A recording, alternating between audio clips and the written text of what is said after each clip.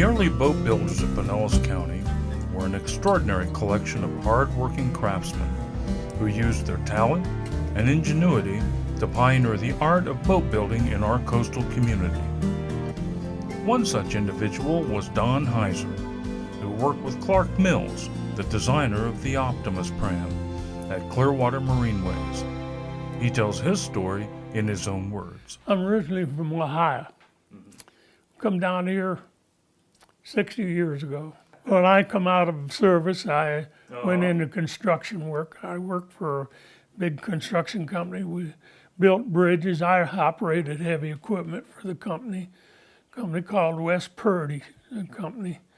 And so I thought I'd come south, had got slack work in the wintertime because of the snow and that.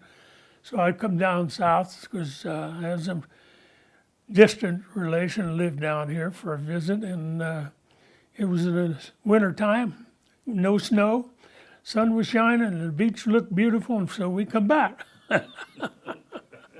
So I come down here, got a job working for a company because I tried several of the construction companies and they wasn't hiring.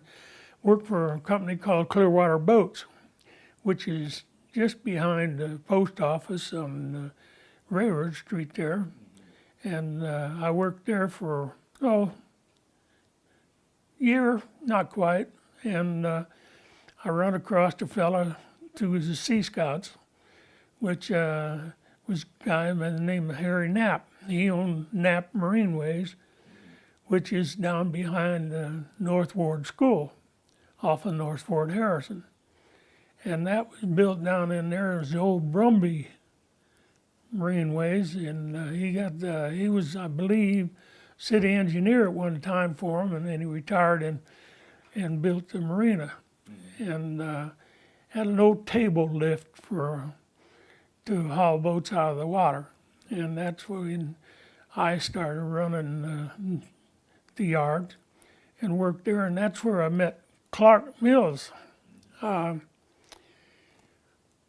Clark and a fellow by the name of Frank Levinson bought Knapp Marine out, and so that's how I got tied up. Tell me the story about how you found out about that. Well, it was amazing. I thought quite a bit of Harry Knapp. He was a nice fella. He was a real nice fella, hard worker. And Harry had a 35-foot lap straight Chris Craft. And he was getting ready to take a trip.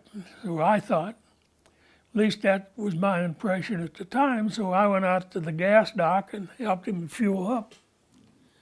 And he got all fueled up and got all his stuff on, and he and his wife, and he says, well, you take care and I'll see you later. I said, well, have a good trip, Harry. At the time, I didn't know it, but he was gone for good. I turned around to walk off the gas dock and walked down the docks along past some of the boats, and a young gentleman come up to me and he says, are you Don Heiser? And I said, yes, sir. Can I help you? He said, well, I'm Frank Levinson. And he says, I'm one of the new owners with Clark Mills. And I says, very confusing, but I was asked him, well, what happens now? Because I said, I didn't know what was going on.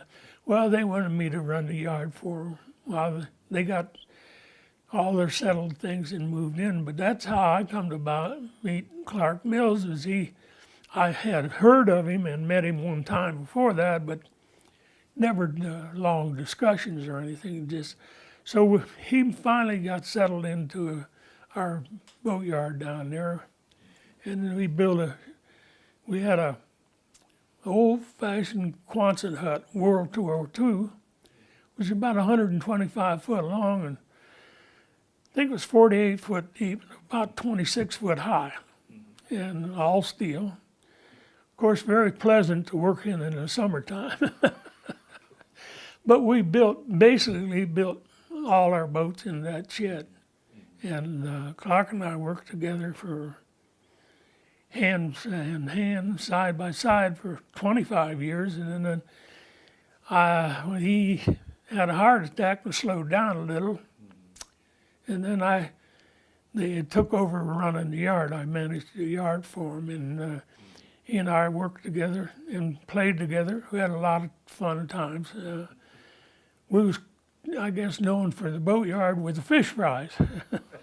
Well, it was started out as a couple of the old people from Clearwater, the Hammer lumber yard, Jimmy and his brother, Charlie, and they'd come down and we'd sit down Friday night and tell a few lies, drink a couple of beers, and tell us what run on in the week and what happened about the fishing and so on. And somebody got hungry one night and said, we ought to have some fish, fry some fish. So everything sort of bundled together. After about 2-3 weeks, we ended up with a cast iron skillet and an old blowtorch. And we used regular oil for a while, and we finally started buying peanut oil we cook them in. Got real professional about it. Well, it grew into the fact that we finally ended up, we'd invite the crew and their families. So the wives usually come down with the covered dish, coleslaw, baked beans, etc., some dessert. But we furnished the fish, the hush puppies, and some Coke and a couple of beers, and we'd all sit down and have a good time being close friends and work together. It finally grew to nothing. We'd have customers coming too. We'd end up with 50 people easy. Well, we built quite a few sailboats and some power boats. We built some Alden sloops. In fact, we built 3 of those, almost identical. Built it for the Calusa, it was for Bob Wickman. And then we built the TT, that was for a couple out of Texas. And then we built one for Dr. Fry. He was out of Tennessee. And then we built couple other sailboats, couple ketches, one yawl, and we built some strip plank boats. We built quite a few of the strip plank boats. I guess it was just a thing that a lot of people took into it and made it fairly easy building in a way compared to conventional planking. And of course we used all kinds of wood. We used teak, quite a bit of teak for putting in the back, what we call the backbone. It would be the stem and the keel and all the floor timbers and stuff. We used oak for steam bent frames, and we used mahogany for planking and juniper for planking. We did use some cypress, but not that much really. Juniper's sort of a neighbor of the cypress family anyways, and it growed readily well here in Florida and along the Gulf Coast and up into North Carolina. So we got that, and we used to buy quite a bit of it, anywhere from 10 to 15, 20,000 board feet. And that lasted us for a while till we air dried it. Usually got it fairly dry, but we wanted drier. Some of it come green, so we'd stick it and cover it with tar paper and then let it dry, and we used it that way. But we used to get some virgin timber, because some of the cypress or some of the juniper boards were 18, 20 inches in width, and they were, of course, sod board. We didn't buy much, very little, if anywhere possible. We didn't buy any quarter sawn wood, all slab wood, and we then fashioned what we needed out of that. We'd plane it, the size. We'd order it in a little in 2-inch and some in 1.5 inches, and what we call 4/4, 5/4, 6/4. and then we'd plane it to what we need. We had big planers. We had a big 12-inch 5-horse planer, and we had a couple of big table saws and a bandsaw. We had a 36-inch bandsaw we got some of our stuff with, and a couple 12-inch. We had sort of minimum in tools, I think, except for hand tools. And a lot of times we manufactured our own hand tools to do the job. But it was fun. We enjoyed it. And Clark was quite a joker all day long. He was had quite a sense of humor. And he was great for being on time. He was ready to go to work whenever we got there, and we worked hard and we played hard. He was a good man. We really enjoyed him. Optimus Pram, from what Clark had told me, his story was, Mr. Green with the Optimus Club come to him and says, Clark, can we build a boat that represents the down here little coasters that the kids use with the, he says, you know, they could build these little racers with it. So Clark says, well, let's see what we do. And he says, well, the only thing about it, he says, they have to be so dad and son can build it.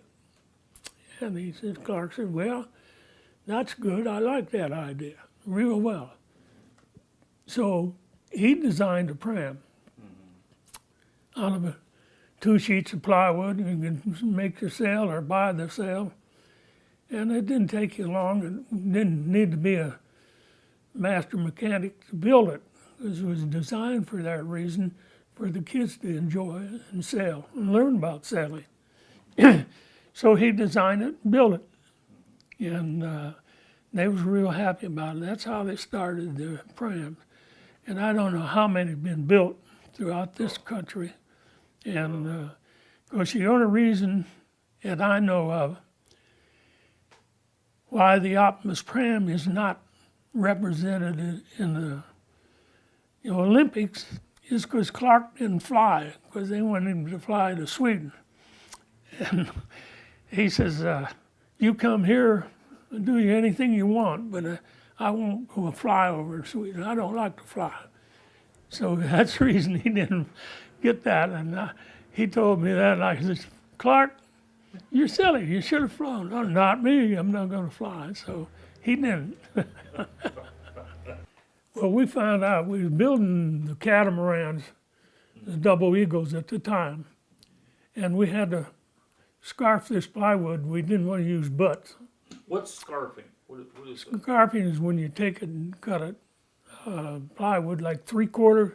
You go from 3/4 down to nothing on the edge, and do the same thing. And you match those two together and glue them together, and that way you got a scarf. Where if you had to just butt them together, then you had to use what they call a butt plate on the inside. There's always a chance for that to crink out, make a little ridge there. You'd have to cut some of the plank, So we tried it by hand with electric plane. Found out it took us about 48 minutes, almost 50 minutes, to do 4 sides of the 1 sheet of plywood. So we figured that wasn't going to work too well. So Clark and I decided, and he started engineering, and he got me in on it. And we took some stuff and made a bench out of some old wood that we got out of the Tarpon schoolhouse. And these are floor joists, and these floor joists are called 2-inch by 12-inch by 32 foot long.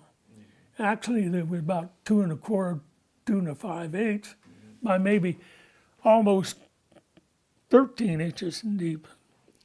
But they was hard pine, old Dade County longleaf hard pine, and harder than a rock. After we made the bench flat and leveled it out, about 12 foot long, we took a wood joiner, turned it upside down, so we used the blades on that, motor on top, and we set a sheet of 3/4 inch plywood on there and 2 clamps on each end with a bar. So between 2 of us changing the bars and me running the scarfer, we could scarf a 3/4 inch sheet of plywood in about 8 minutes.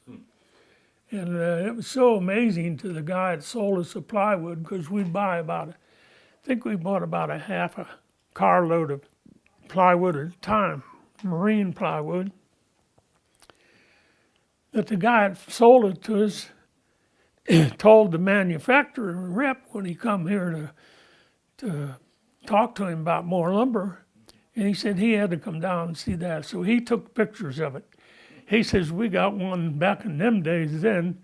He says, cost us $50,000 to make, and he says, you got a $20 rig and you're scarfing plywood. But we had to scarf almost 4 miles of plywood. That's including 1/4 inch, 3/8, 1/2 inch, and 3/4 when we built the double eagles. And so it's just one of the many tools we used to have to make to get by on. And but it was fun. It was a challenge. Really enjoyed it. Times and things that we did to just improvise for what we need. It was temporary, but it done the job for what we had to do. Of course, we used to do a lot of finer work, and we made a lot of our own patterns for all the cleats and the Heiser holes and other hinges and stuff that goes on. We'd, of course, take those, and then they was out of bronze, so we'd have them cast over in Tampa. Of course, let's face it, back in them days, Tampa was the hub for getting marine equipment, because in Clearwater, we were still coastal towns and small towns as far as Tampa was concerned. So most of your marine supplies all come from Tampa area. And that's a thing that's way in the past now. You're only a phone call away, but we used to have to wait for the man come once or twice a week and deliver our parts and deliver our nails, bolts, paint. We used a lot of hold-fast bronze, some of the stainless steel, and of course they were a special grade that we used in those, and nickel plate a lot. But we had a lot of times getting equipment we need. And we used to go to, Your sales and everything. Where'd you well, get we sales? used to get those out of Johnson Sales. Used to make a lot of our sales, and there was a couple other smaller companies as Johnson finally passed on, and brothers passed on, and one thing to another, and then we had to get down to smaller sale companies. But we had a few done, and Morgan's done a couple for us, Morgan Sales. But most of those was the only thing. Now, we bought all our engines from big suppliers like General Motors. Our Detroits come out of Tampa.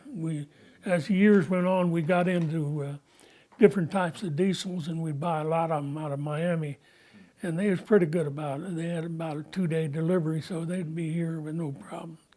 And we used some pretty good sized engines from the little small prams with just a small sail. We used the big V12s in the catamaran, so it's quite a bit different in power.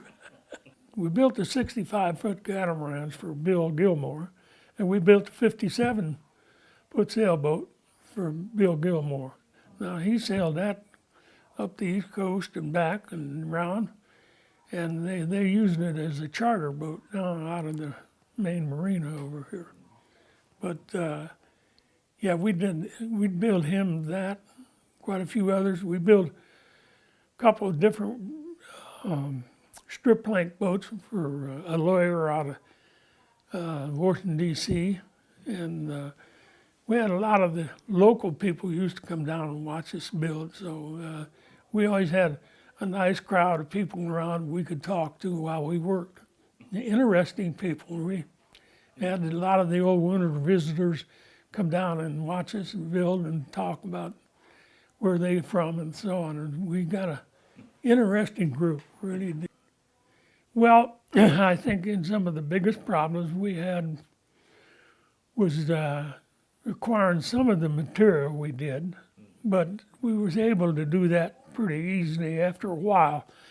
But I think handling the bulk of the boat and getting it turned upside down, because some of these boats, or most of the boats, the hulls was built upside down, and then we had to turn them. And that was always a big challenge. And like the first double eagle we built, we finally got it all built, put together, and then we had hired a house mover to move it from Clearwater Marine Ways docks over to the Seminole docks, where they kind of launched it over there. And that was an all-day process. And it was either here or go, because the house builder we built, hired to move the boat, he was an old timer around here. And I think every one of the blocks he had was round and wasn't square.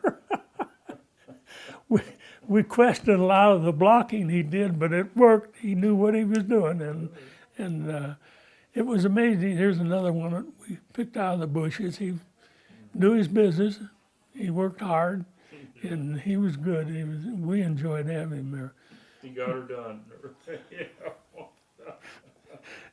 His trucks didn't look real professional compared to today, but they done the job. He had a couple 6x6 from World War II that he was using. So we had an average in the summertime. We run about 23, 24. In the wintertime, we pick up about 4 or 5 more people. So we was around about 27 people we'd run.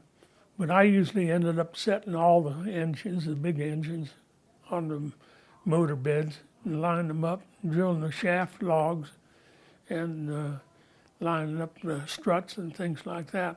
So, which is a pretty heavy job. And Clark helped me off and on, but we get started. He usually done a lot of like when we was laying a keel up for a plank boat, he'd usually cut all the rabbets in the beard, and that's where the plank meets the keel and buttons in. And he enjoyed doing that. And he's not much of a fiberglass Earl. He didn't like it really. He says, no, it didn't make any fiberglass trees. But I remember one particular job we had a rudder, and they wanted to get that rudder fiberglass so it'd be just to clean it up the next day and they could get on with something else we was planning. And Clark went in, and it was after hours and the shop was closed, so we went in and got the pen, got the resins out.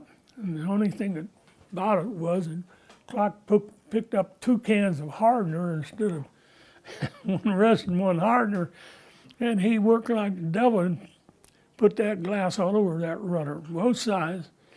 And we come in the next morning, it was all laying on the floor. So back to square one. We laughed about that for quite a while. In fact, we ribbed him quite a while about him being a fiberglass man. He never He liked sticking with wood, though. Wood was. Yeah, he was wood. He knew it.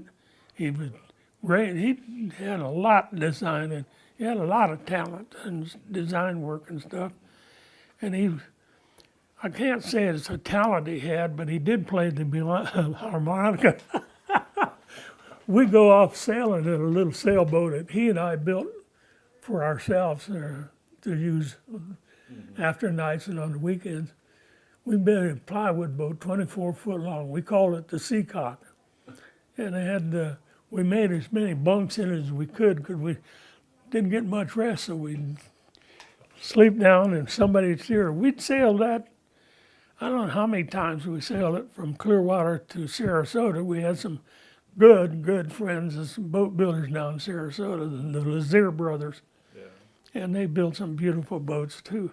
So we'd go down there and spend the weekend and then sail back. And But that was a lot of fun because back in them days, you could sail up and down the coast, and you only had a few landmarks you went by, like the city or the Fort Harrison light. They had a light on Fort Harrison. Didn't have many buoys. And then we get down, Indian Rocks had a water tower, I can remember. Then we got Don Juan Hotel, and then we'd pass Egmont.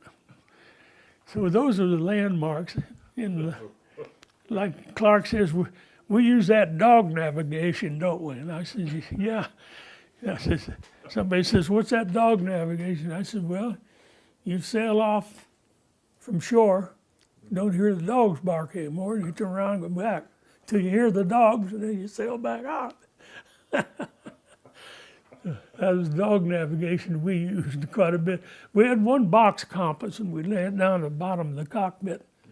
It slipped back and forth, and we'd just take our foot and move it over where we wanted it. But we used to have a lot of fun. It worked. It worked. But I sailed the Southern Circuit, the Florida Circuit, with a crew.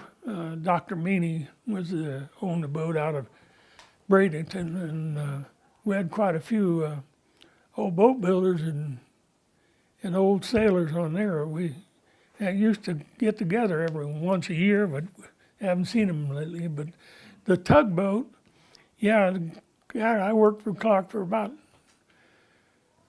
25 years, and he says, well, he started this, he took a Suncat hull, and he made a little tugboat out of it, put a little engine in it, and he says he christened it the Donald L. Heiser, because he says anybody who works for me can stand to work for me for 25 years needs a boat. So I enjoyed it so much because it was a challenge every day, and never had to worry about me getting up on the work.